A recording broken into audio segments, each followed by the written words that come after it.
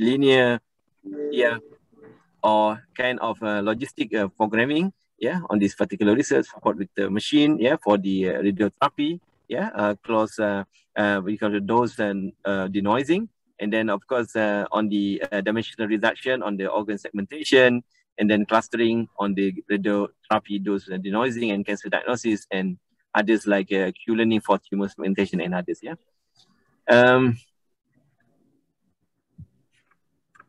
Okay, so I think back to the research topic that I'm going to share today on the recent research on the detection of vulnerable plaque, that involved in these particular areas of research, and we have here, I think, we have a prominent researchers, Prof. Fujita, Prof.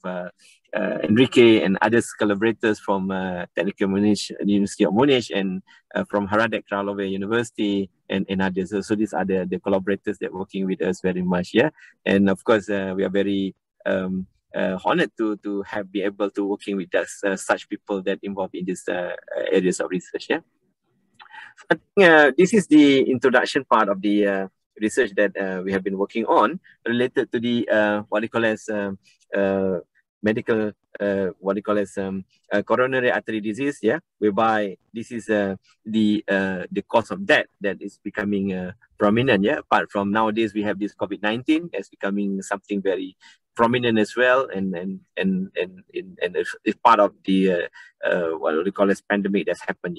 Of course, the vulnerable and high risk atherosclerotic is becoming very common problem that is faced by people, and the visual histology or thin visual plaque or thin cap trauma is particularly prone to rupture and cause a cardiac event. So this is the situation that is happening.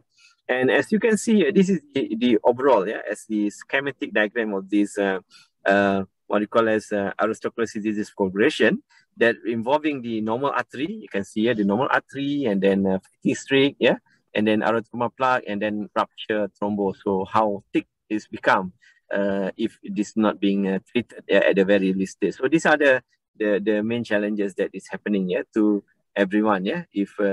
If you want to see that we are healthy or not on our arteries, these are the condition that's happening. And of course, as you can see, this is the vulnerable plaque that having this development of the rupture, and this is in particular causing this atherosclerotic vascular disease. And of course, despite the recent development of the therapeutic development, there is the necessary prevention of these particular issues need to be solved. And of course, there are some molecular imaging technologies coming in. And of course, this is more the latest attention of this using it. And of course, to understand the better understanding of biological of human plaque and their vulnerabilities. And there are various common therapies for this. But as you can see here, this is the cross-sectional views and the normal views. And then, of course, the vulnerable plaque, how thick it is. So it's like a thin fibrous cap and interplaque hemorrhage, and of course inflammatory cells. And of course, this is the positive remodeling of this internal what you call as artery. And this is the overall pictures. As you can see that either this is a stable plaque or before and after rupture. And then of course you can see that this is the histology image, and I think that is showing the stable plaque. You can see that there is a thick fibroid in the middle that's being removed. So if it's not removed in C, you can see that this is very thick, and how to remove it because it's already inside your artery. So this is a quite challenging situation. And of course there are some technologies available. I think this is like Galaxy TM, and the other one is on the iLab, and the other one is on the what you call as Volcano IVUS, Intravascular Ultrasound images, what you call as technologies that will be available. In our case, we are actually working with the Technical University of Munich, working on this kind of providing the data set for our research. As you can see here, this is the model of the normal process on atherosclerotic plaque catheterization. As you can see, this is from the intravascular ultrasound, and then border detection and tissue catheterization based on the pseudo detection, fixation, feature reduction, and classification. And the overall outcome of this is like the outline of the what you call as views on on the colors detection of the plaque, yeah, and with various colors that is being there, and those colors is represented by these types, yeah. Either is fibrous, fibropathy, dense calcium, necrotic core, so representing different colors, then how thick it is, yeah, in the artery, yeah. And as you can see here, this is the level of the what you call as pathological intimal thickening, yeah. So you have this probability plaque, yeah, fibrocalcified. 2050 as the sampling frequency and maximum 2.5 seconds duration. Well, sorry, we have some voice from others, yeah. If possible, can you please switch it off, yeah, and allow me to share until the end of this session. Thank you. All right. Let me continue on this. Yeah, we have this what you call it, the variation of this thin capillary tremor, and with different colors indicating what is the level of the thickness, and then we need to have some measures on this, yeah. And therefore, we have this so-called histopathological classification scheme involving this kind of what you call as types of the what you call as lesion, yeah, in the arteries.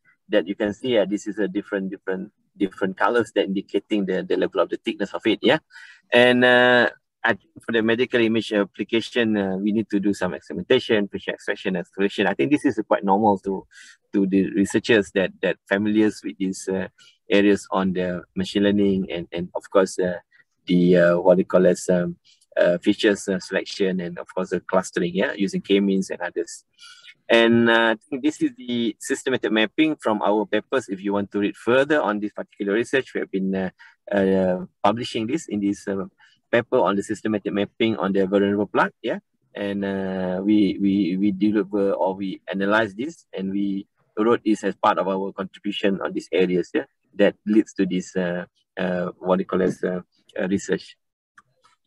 Then we identify the issues related to the segmentation, yeah, in particular on the reliability of the methods for the segmentation and the local or plaque component in contact with the lumen that is not fully automated, and of course there are proper ways of extracting the data from the virtual histology intravascular ultrasound images, and then of course understanding the features on this image, and of course the clinical classification of the plaque type, yeah.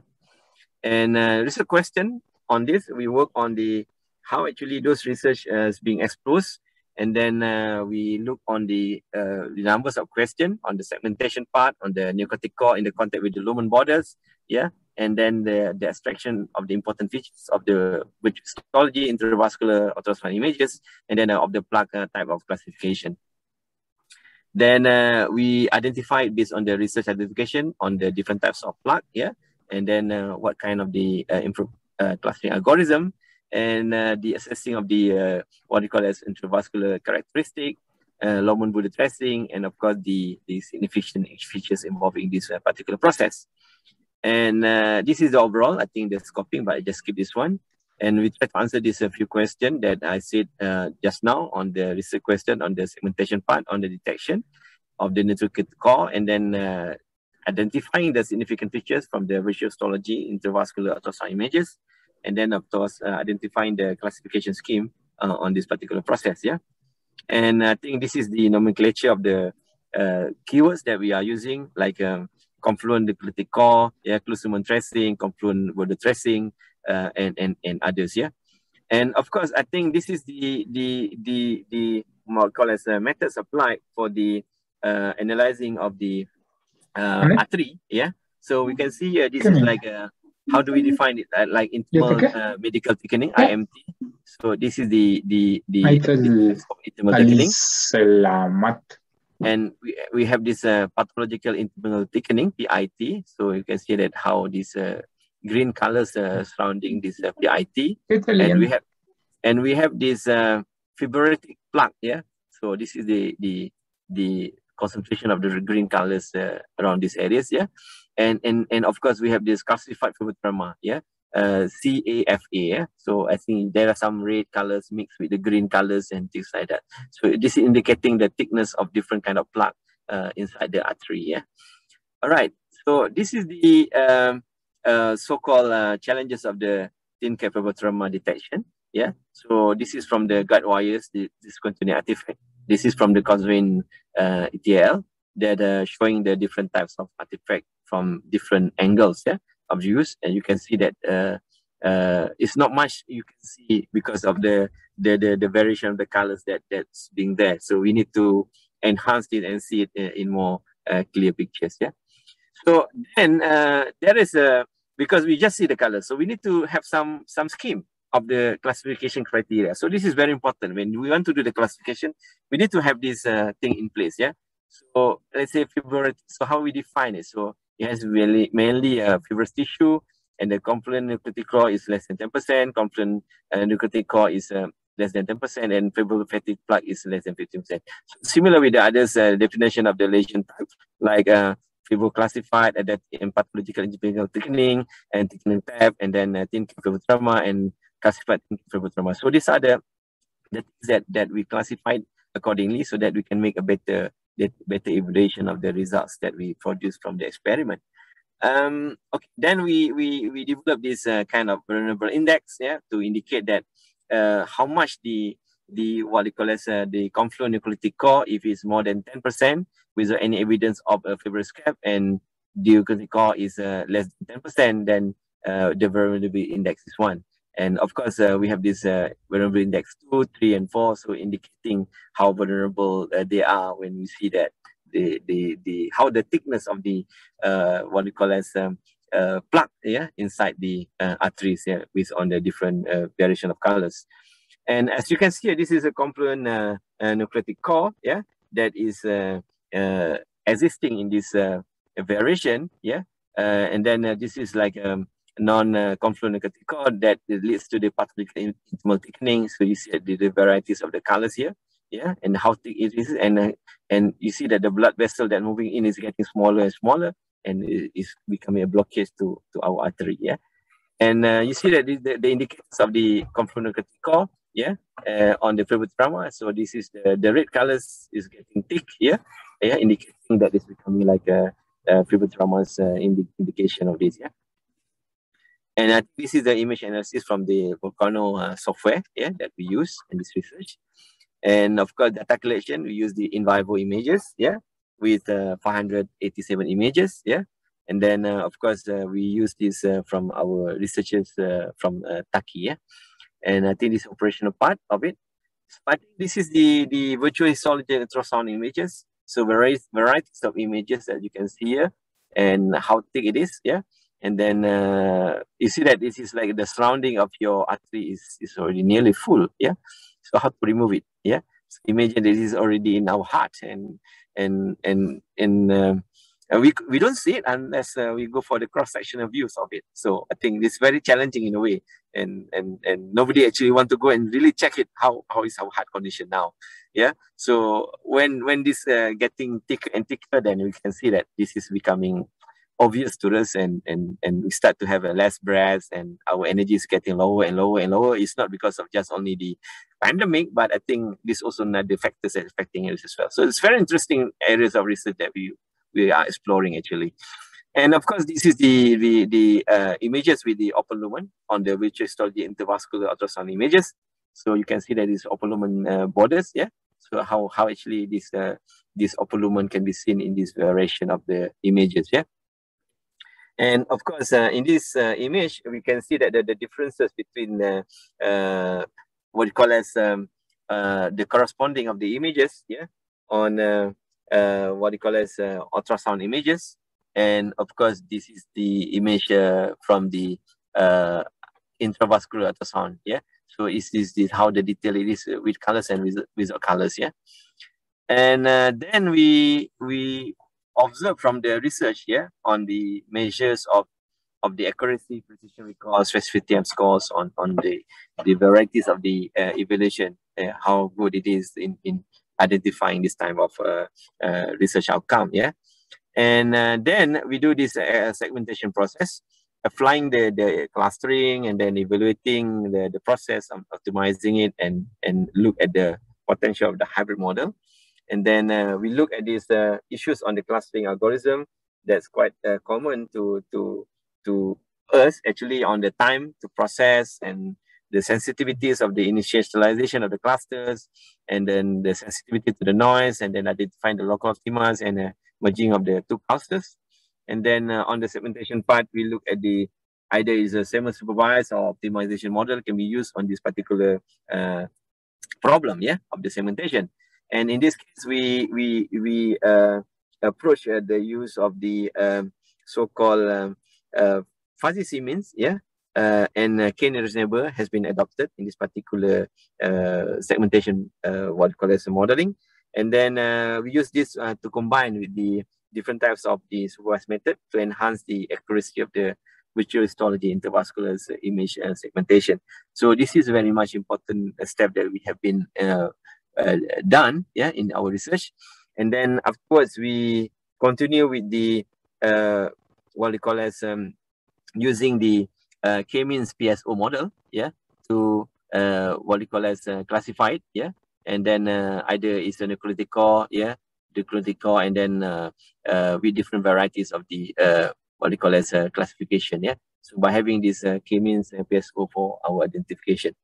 And then from this particular process, we develop this enhanced algorithm, and then we compare with different patient data, so whereby we have patient 1, 2, and 3 with different types of algorithm that we use for this enhanced algorithm, for the segmentation.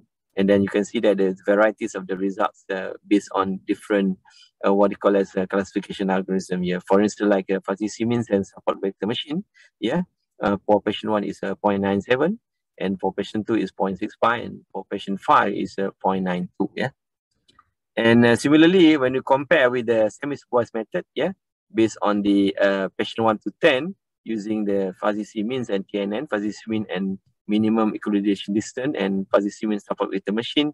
So we see that the variation of the results based on different patients. But you can see that the fuzzy C-mean is minimum equalization distance is showing quite average, quite good, in a way. But still, I think this is the what we call this overall result that we can produce from this research, And actually, this particular objective is trying to find out the strength and the weakness of the clustering algorithm and improving it, and identifying the outliers removable and how affecting the estimation process and how much the result can be produced.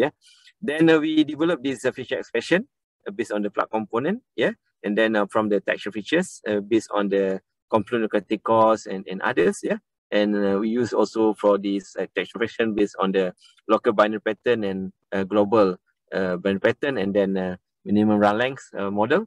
And of course, then we develop this model. We call it closed luminal border tracing, whereby to identify the borders of the lumen, of this particular image, on this virtual histology intravascular ultrasound images. As you can see, this is the closed border lumen tracing approach, seeing is how much the open border lumen around this area, how big the size of this open border, And of course, from this we use this closed lumen border tracing with different evaluation using OSU model and closed lumen border tracing model, So with the different variation of it, And of course, we use also the image J, and we compare as well on this variation of this, And of course, we use this comparison and identifying the correlation and p-values of this, and we can see how much the differences of it,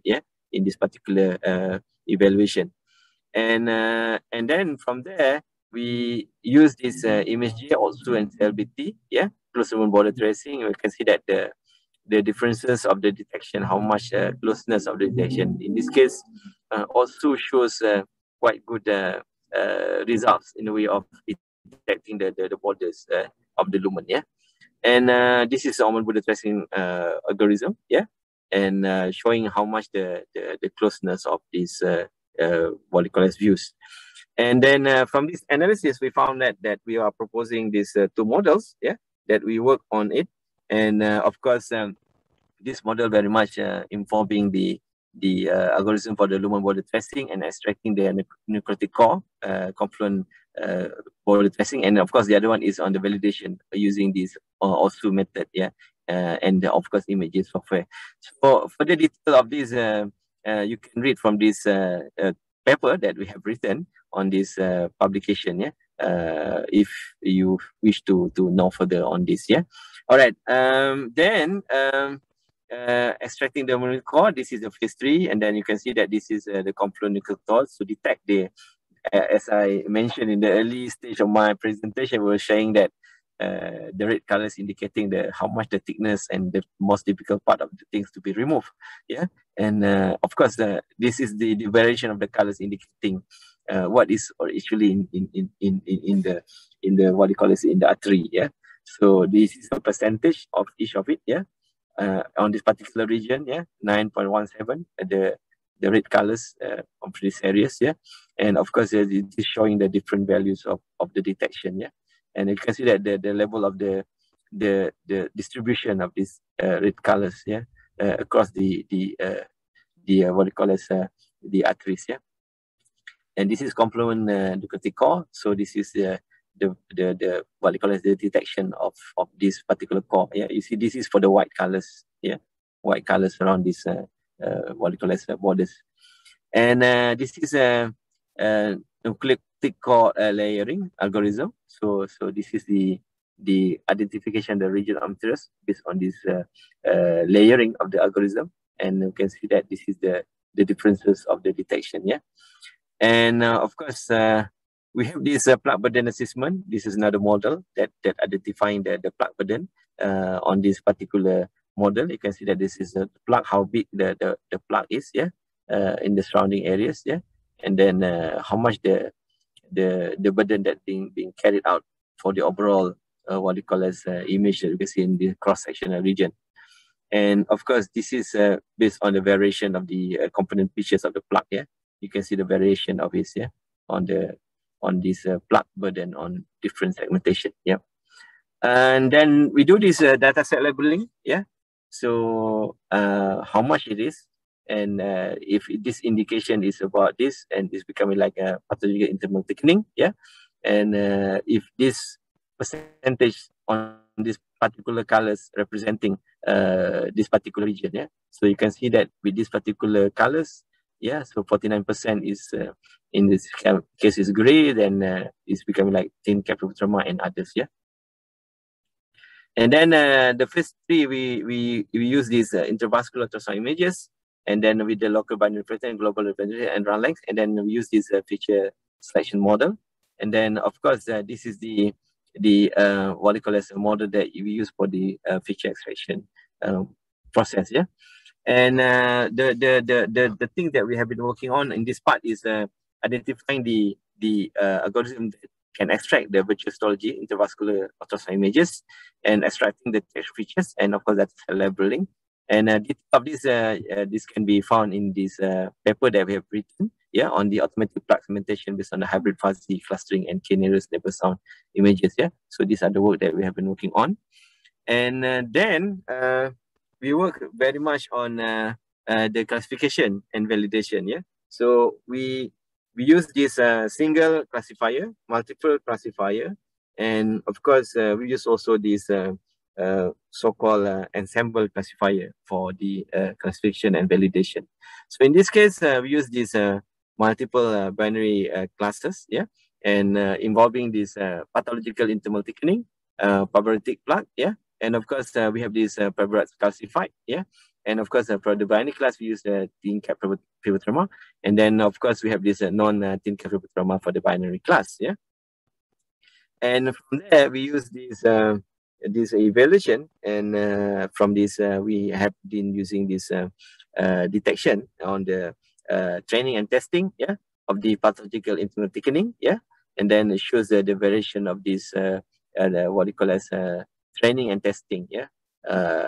Some is good, some is just about 90% and above, yeah. And of course this is the accuracy of the process of the detecting the thin cap trauma, yeah. So based on the training and testing, yeah, 10%, 20%, 30%, and others, yeah. Average about 90% and above, yeah.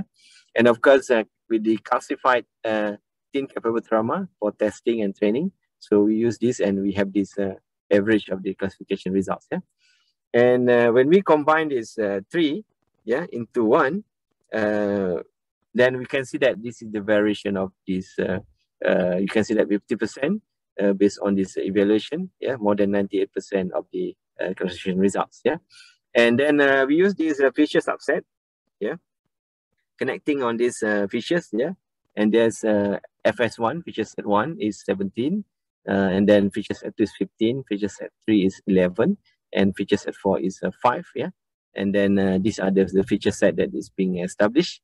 And then from there, we develop this kind of result on this, what we call as a feature set evaluation, So from the accuracy, sensitivity, specificity, and recall MF score, and in average, I think more than 85% of this kind of evaluation on the feature sets classification. And when we use these multiple classifiers, then we develop these results, using different types of classifiers, and we try to simulate how good the accuracy, the specificity, and overall, and we see that how much the differences of it. So I think in average is quite acceptable. Also, it's not 100% perfect, but I think from the evaluation using multiple classifiers based on the feature extraction and feature selection that we did, we could produce kind of significant results that can be evaluated from this detection, And then afterwards, we continue our work on the ensemble classifier. So definitely we are looking on the feature vectors and then data set leveling and feature selection. Then afterwards, at this stage, we use this SVM, ANN, and KNN. We don't use the what you call as CNN, convolutional neural network. So this is in ongoing works that we are working on. And of course, these are the things that we have been working on, to identify either existing capsular trauma or non-thin capsular trauma based on this majority voting process that we did, And in that case, well, I think from the evaluation, I think it's around 90, 95 and above, So on this evaluation using the ensemble, well, I think this is the initial state that we are working on, and we are actually now still working on this to improve the classification accuracies and specificities and of course sensitivities of this research. So this is a support vector machine classification.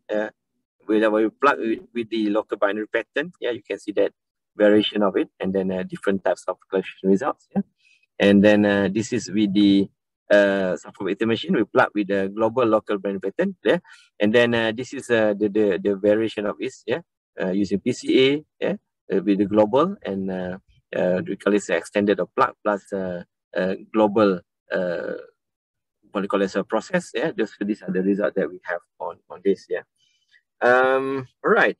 Then we validate these images, directly based on the image itself, and then we also involve the cardiologists, and then of course with the what we call as the image, and then of course the others is decision by the cardiologist on the images as well, And these are the representative of the image. We use this like from the grayscale of the image, and then we use this ultra virtual histology, intravascular ultrasound images, and then these optical computed tomography images. 3 images that have been used for indicating this kind of process. And then we use this what do you call it, based on the SPM and OCT. So 00. So they have this common what you call it, evaluation result of this. And then from there we have this overall validation by the cardiologist, on the decision of the images based on the what you call it, sensitivity, precision, image, and things like that. So overall is about, I think, around 60 to 75% accuracy on this. And then we use this cardiologist to validate this. And then we get the common understanding of this from the cardiologist. And either these images correspond to which particular what you call as plaque, or not. And then from there we ask the cardiologist to also map it, and then give the decision either it's true or not based on the algorithm that we establish. And I think that's the overall part of the research that we have been working on in general. So I'm not talking the detail, very nitty-gritty on the algorithm, but it's look just only the overviews of what we work. And I think if the what we call as a participant wish to have more detail, there are references at the back of this presentation that you can refer later on. But I think this is limitation because of the image format, and that's one of the things, yeah. And the availability is not publicly available because this is involving the so-called data secrecy in a way, yeah. But anyhow, we could request for the usage if any researchers want to use it later on, yeah. And of course, there are various definitions of the plaque. As you can see that we have some definition that we use from other researchers, but others may use different definition of it. And of course, different diameter of the confluent areas and lack of the appropriate samples. And I think the other one is no public data of the virtual histology, intravascular ultrasound images, yeah. And of course, in a nutshell, I would say that very interesting part of our research that we are working on the hybrid model that we're working on, and then pi algorithm that we propose at this stage, yeah. And then we look at how much the accuracy of the values that we can produce from the evaluation.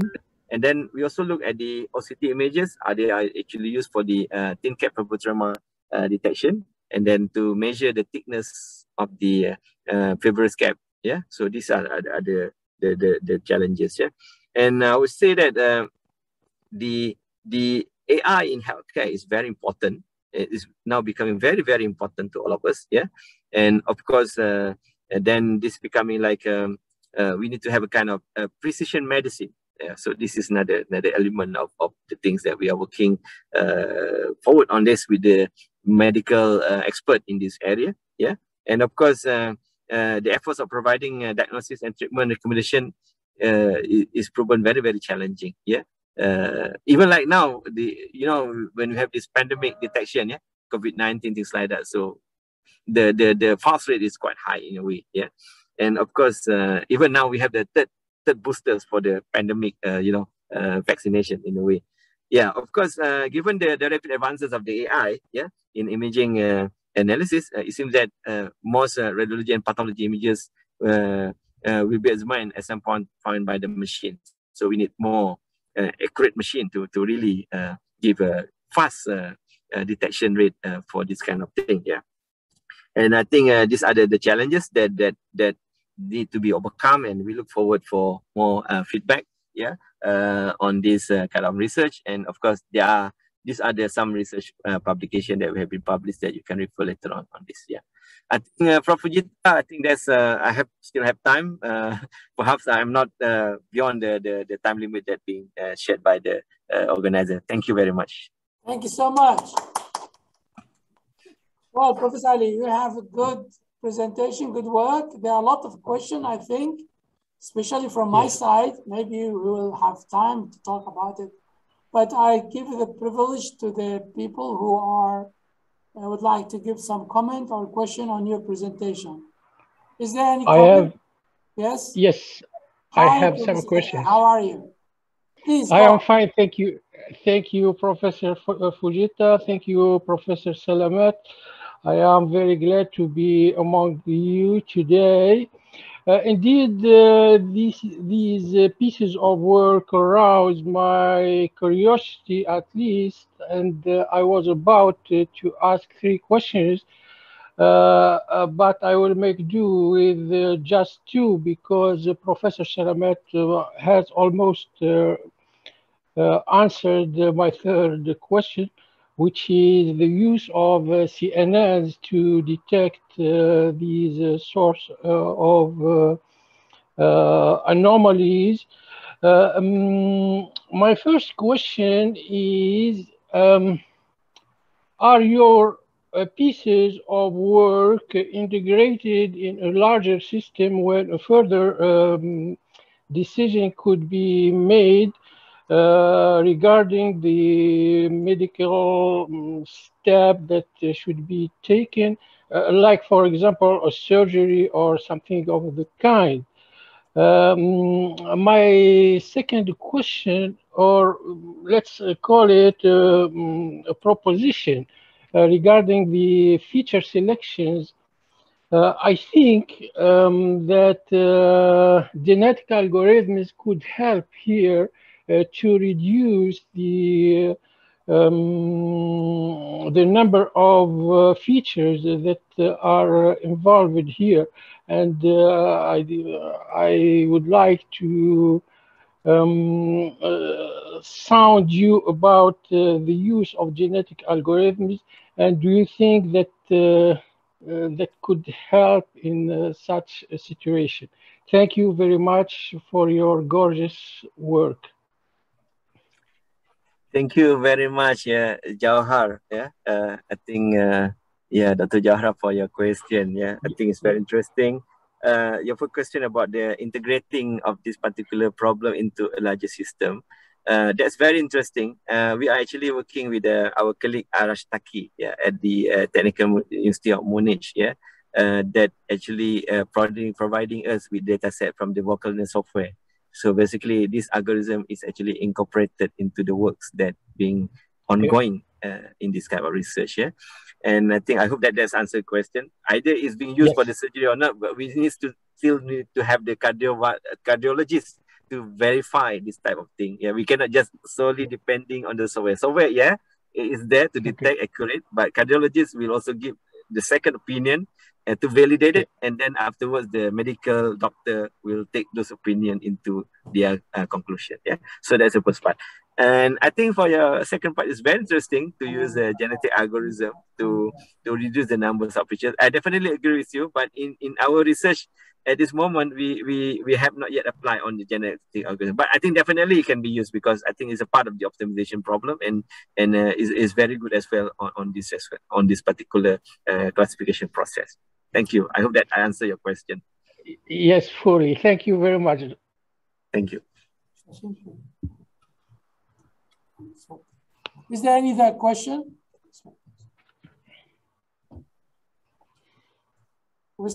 We have some time. Is there any question? Professor Biris Mena? Yes, I have a question.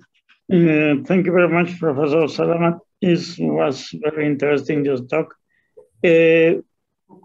I think it's very interesting, the ensembling classifier. When you use several classifiers, the result becomes very good.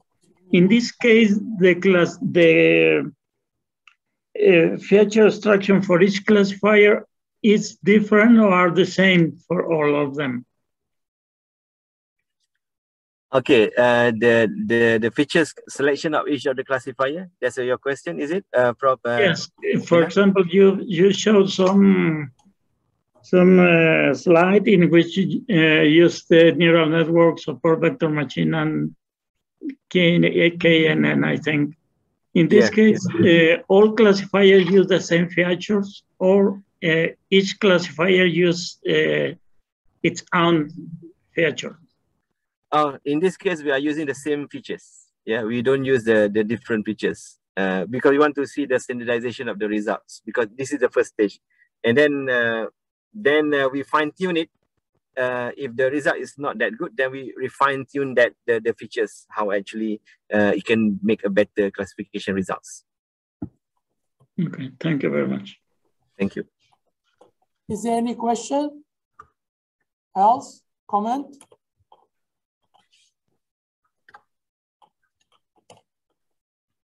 Well, Professor Selamat, I just want to, because we still have time. When I'm talking, you can prepare another questions, because this is a good privilege that we can share a lot of opinion about these kind of hot topics related to healthcare system. My question is very general, because I work with Professor Alif on these kind of issues, but my question will be something which is not highlighted today. The objective is for this project is healthcare. And healthcare, in definition, is a prevention, is to detect things before it's early warning. It's not, so there are three, we call it the 3P, which is protection, prevention, promotion. So these are 3P, which is very important for any healthcare system that we need to consider. From your direction on the presentation today is majorly like detection for things that already probably for patients, maybe in hospitals, or maybe with helping medical doctor to provide some sort of image segmentation to detect things more progressive, more early. So the point here is how we try to use these kind of healthcare-based system to provide some sort of in-home protection or early protection, or something that we don't need that medical doctor involved in it, but there's something like mobility as a service using mobile telephone, which has become very regular using the edge computing, distributed deep learning technology. These become very hot topics, especially in governmental institutions and high level in government, to provide some sort of mechanism that we involve in it, having people being detected by these kind of technology in order to prevent issues. We call it health-based systems. How do you comment about this, Professor Ali? I didn't see it in your talk, but I'm sure it is in the vision of your projects.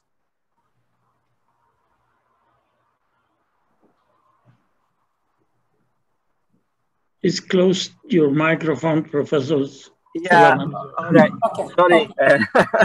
Yeah, it's automatically muted anyhow. So thank you, I think, Prof. Jita, on this vision of this distributed, as I think we call it like mobility as a service. Yeah. And this is like you can be anywhere, anytime, but your device can give the state of your health situation.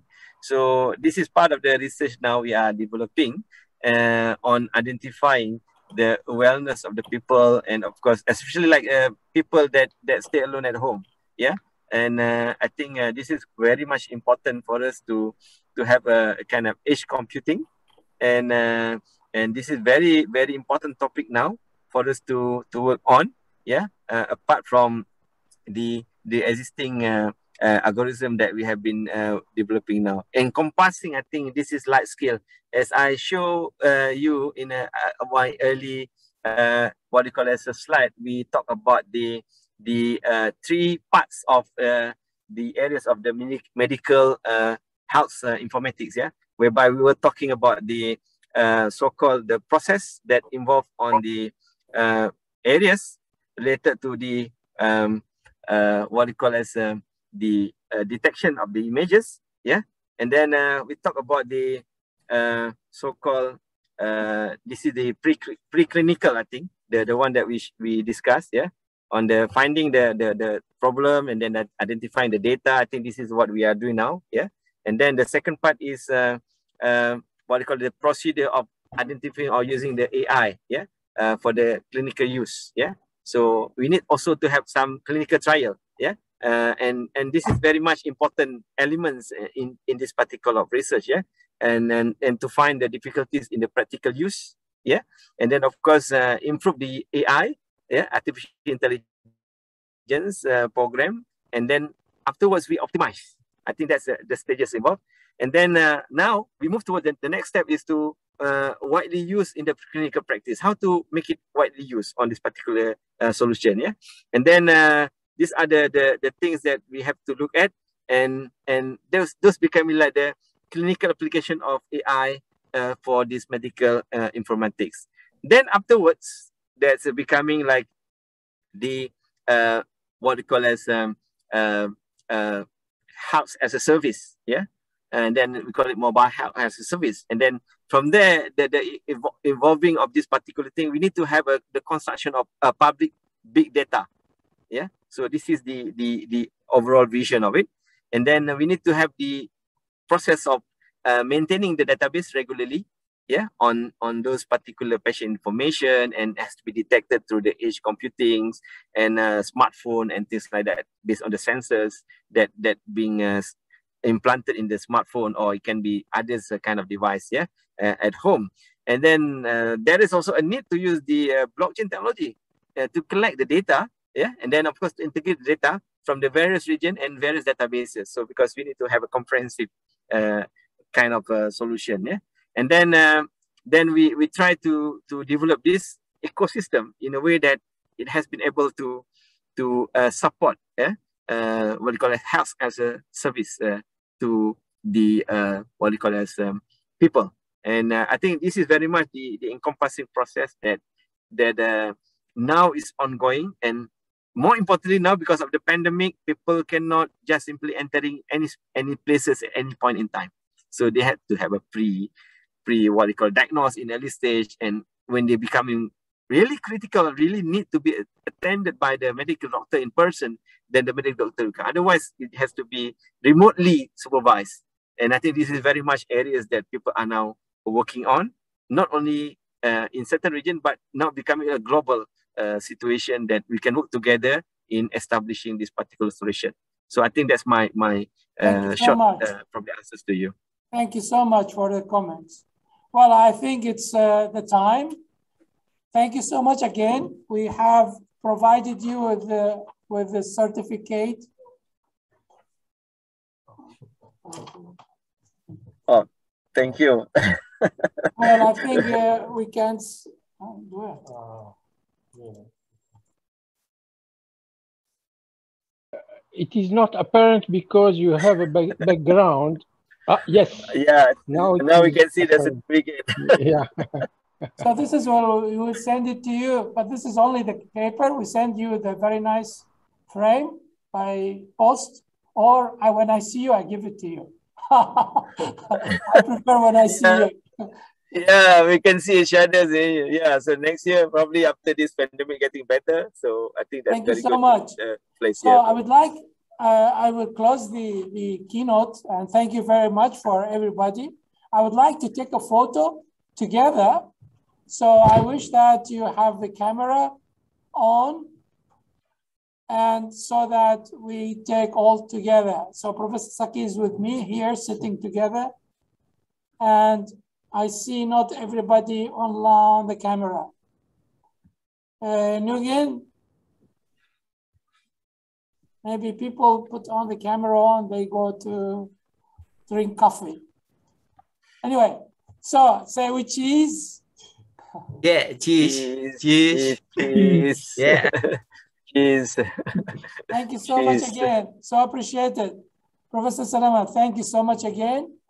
Still, I have a lot of discussion on your work. In fact, well, if we start, we will never finish anyway. We have another session. So thank you, everybody. It was very nice, a privilege that we have the opening and also the keynote speaker.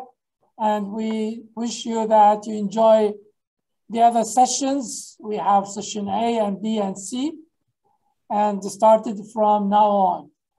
So we keep in touch. Stay on. Thank you. Thank you. Thank you to everyone. Professor Ali, thank you so much. I'll talk with you later.